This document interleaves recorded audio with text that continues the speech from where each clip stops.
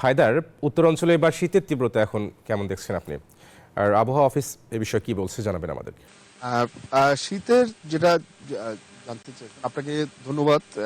পঞ্চগড় একটি শীতার্ত অঞ্চল। প্রতি বছর আসলে শীতের সময় এখানে প্রচন্ড শীত বিরাজ করে। এটা হচ্ছে হিমালয়ান সমতল অঞ্চল। এই হিমালয়ান সমতল হওয়ার কারণে হিমালয়ের যে হৈমবায়ু সেটা কিন্তু এই জেলার উপর দিয়ে প্রবাহিত হয়। এই জন্য শীতের তীব্রতাটা আস্তে আস্তে বাড়তে থাকে।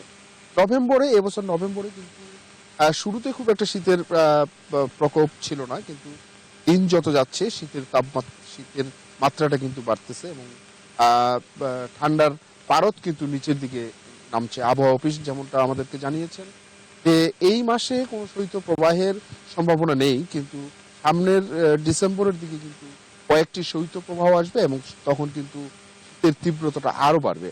আমাদেরকে এখন পর্যন্ত আবহাওয়া অফিস যেটা জানিয়েছে যে 14 থেকে 15 ডিগ্রি সেলসিয়াসের মধ্যে তাপমাত্রা উঠানামা করছে এবং এটা কিন্তু দিন যত যাবে তা তো আরো নিচের দিকে কমতে থাকবে এবং শীতের তাপমাত্রা বাড়তে থাকবে। আপাতত সারাদিন একটা রোদের ঝলমলে রোদ থাকে, কিন্তু সন্ধ্যা থেকেই কিন্তু কুয়াশা এবং শীতের মাত্রাটা শুরু হয়।